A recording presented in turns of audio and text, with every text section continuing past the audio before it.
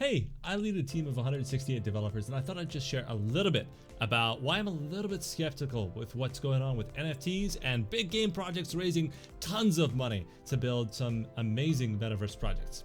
A lot of these projects claim to be able to create the metaverse itself, but anyone who understands what the metaverse is understands that the metaverse is like the future of the internet itself. Nobody creates the internet. The internet is a series of interoperable web pages, or let's say it that way. But in the future, it's going to be virtual worlds, right? There's going to be this world and that world, and you're going to go between all these worlds. The metaverse is not defining one place. And all these companies seem to be raising money based on the idea that they will be the place where the metaverse takes place. This is very unlikely. And in fact, most of these metaverse platforms are, oh boy, very few people using them. And they are very bored, the people who are there. I've played some of the games in these worlds. They're so boring. They're mind-bogglingly boring. We have a single developer in our Discord who does more daily active or monthly active users than Decentraland does, and just one guy making games. So the gaming industry is absolutely huge, and most people who use virtual worlds are gamers, and the tiny slice who don't are not really interested in these NFT worlds either. That's typically what I see. There's this huge disconnect between people creating metaverse platforms and actually the people using these platforms. There's a huge disconnect. For example, one of the biggest VR places out there right now is VR chat, and it's like the one place you can go that is the metaverse but doesn't have crypto and all of this NFT stuff baked into it. Like it doesn't have, you can't buy land or things like that. So, you know, how do I say this? Be skeptical, be wary of these platforms. Now, there's a reason I'm showing you this here. This is a Blender render. A Blender render has absolutely no relation to making a final product. You could make thousands of these and never be able to make a final product. And a lot of people aren't aware because these NFT people are raising money to build amazing worlds through Blender renders like this. These Blender renders have no bearing whatsoever on your ability to make a game. And you should probably wait until something is out and popular before buying something, because you don't want to take that risk. There's a reason that it's illegal. I'm going to show you this in a moment. There's a reason that it's illegal to raise funds without being, there needs to be processes of transparency. And NFT people are getting around that by using NFTs right now because there's a little law technicality there that they're using to get around this, and it leads to a lot of people being defrauded. And so I want you to be careful. I'm not an investment advisor. This isn't investment advice, but I'm just putting it out there that you should be really careful, right? Basically, let's talk about what it takes to make a game, right? Let's get this in perspective. I got to disappear for that. There's this website, Your Game Idea is Too Big. I'm using the word game because game and virtual world and metaverse right now are being used. They're one and the same. Let's say I want to make a vast open world, first person driving game with procedural generation and endless replayability, quality voice acting, available on major platforms. This is not, you know, how do I say this? A lot of the promises out there are a lot bigger than this. But you can see already we're nearing $2 million in complexity. Let's add a campaign. We've gone up to 12 million, right? Because these difficulties multiply as you keep adding things, right? It's really easy to misunderstand how complex this is. So a Falcon 9 rocket to space, I believe you can get one of those for 69 million. Let's go do cost of Falcon 9 rocket.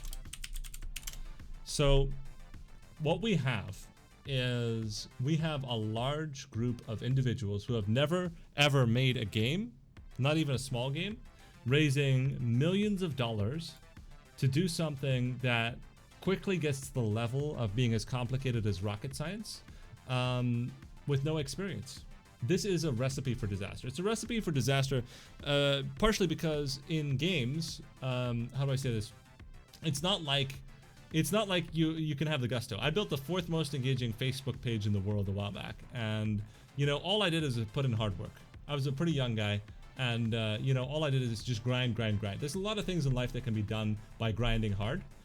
This is not one of them. Making virtual worlds is not one of them. You need to have experience or you need to go away, essentially. Here's why.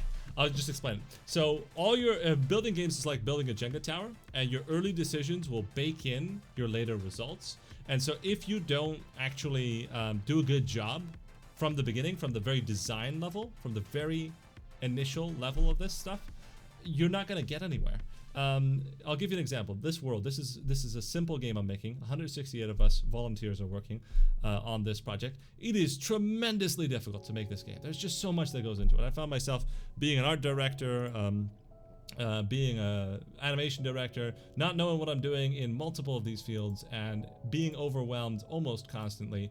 And this is the version of it going well, right? So it's extremely difficult. Let me go disappear again. Let's just talk about making a door in a game for a second here. Are there doors in your game? This is the design. This is the design side of designing a door for your game. Are there doors in your game? Can players open them? Can players open every door in the game? Or are some doors for decoration? How does a player know the difference? Are the doors that you can open green and the ones you can't open red? Is there trash piled up in front of the doors that you can't use them? Did you just remove the doorknobs and call it a day? What, like, there's so many questions you need to answer just to make a door in a game. Can doors be locked and unlocked? All of this needs to be understood. You know, the height of the player, the hats they can wear, all of that needs to be built with the door in mind, right? So there's so much that goes into it. Now let's talk about the different roles that goes into building a door in a game. Yes, we definitely need doors, right? The creative director is making those high-level decisions. This is the scheduler person. This is the guy writing this design doc up here concerning the door. The concept artist, what the door is going to look like, which concept art we use and choose. The environment artist, I took a painting of a door and made it an object in game, so he actually is making the door. The animator, what sort of feel you're going to get when you open and close that door. The sound designer, the sound for the opening and closing. The putting that, you know, the sound of the door opening and closing will change based on where the player is and what direction they're facing. That's the audio engineer. The composer, I created a theme song for the door. Well, that's not really going to happen with doors, to be honest. This is a different example. FX artist, I made some cool sparks when it opens. There's all kinds of roles necessary in just making a door in a video game. And so what you have is you have tons of these people who have never made games before, promising to deliver something that logically cannot be delivered because there's contradictions in the very baking into what they're promising when it comes to these NFT projects.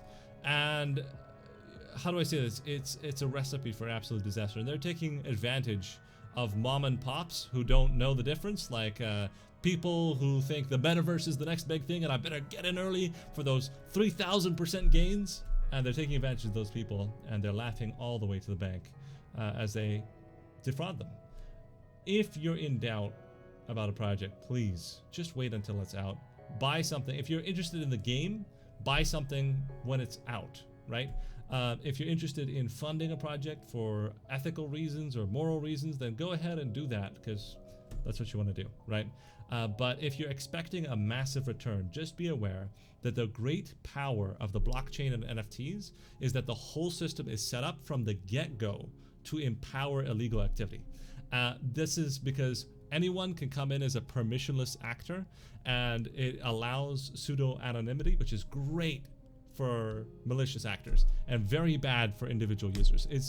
The blockchain has a fundamental problem in its overall design that makes it fantastic for illegally doing things, but very bad for legally doing things.